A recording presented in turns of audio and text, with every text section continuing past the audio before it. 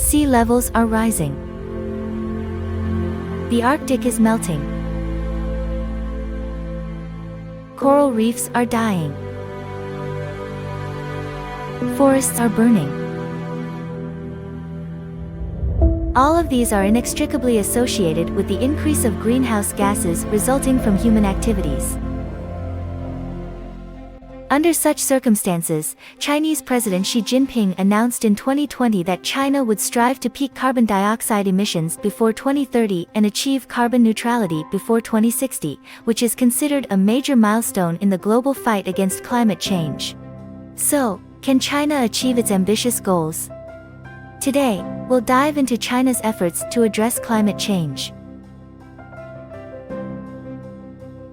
There's no denying that China has made significant progress in its low-carbon transition. The most important step China has taken is to develop clean energy such as nuclear, wind, and solar power. They emit no or very few toxic substances in their production and use.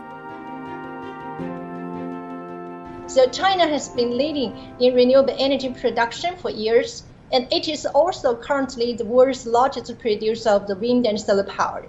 And the share of the non-fossil energy consumption increased to 16.6% this year. On the other hand, as a manufacturing powerhouse, China is powered by coal and has spared no effort to promote the clean and efficient use of coal. Data shows that in the past 5 years, coal power plants with a total capacity of more than 1.05 billion kilowatts have achieved ultra-low emissions. In 2021, the share of coal in total energy consumption has been reduced from 68.5% in 2012 to 56%. China has decided not to build coal plants overseas anymore. All the other investors are also hesitant to finance them. At the same time, China is leading the expansion of the global electric vehicle industry. In 2022, production and sales of new energy vehicles amounted to 7.058 million units and 6.887 million units, respectively, ranking first in the world for the 8th consecutive year. In Shenzhen, South China, all of the city's buses go green. The park shuttle bus is dubbed Little Yellow Fish, and the double-decker sightseeing bus is nicknamed Red Fatty. Shenzhen has put some 16,000 purely electric buses on its roads so far. Technological superiority in solar, wind, and electric vehicles that could really help the diffusion of low-carbon development across the world.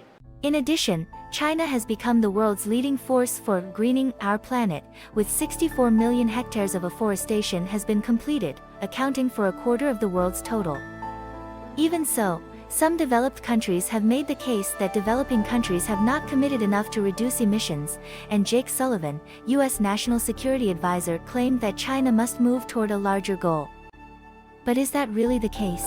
In terms of cumulative emissions, the United States is the world's largest emitter of greenhouse gases, with over 400 billion tons of emissions since 1750. When we narrow it down to emissions per person, China is much more efficient than other countries. In 2019, Canada emitted 15.4 tons of carbon per capita and the US 14.7 tons, both about twice as much as China. If you factor in exports, China's role as the world's factory inevitably leads to significant energy consumption and greenhouse gas emissions. For example, the carbon emissions of a cell phone or a pair of shoes produced in China and exported to the US will still be accounted for by China. When we take the export goods out of the picture, China's emissions fall by 14%, while the US carbon footprint rises by 7.7%. Today, China is on its way to a green, low-carbon transition.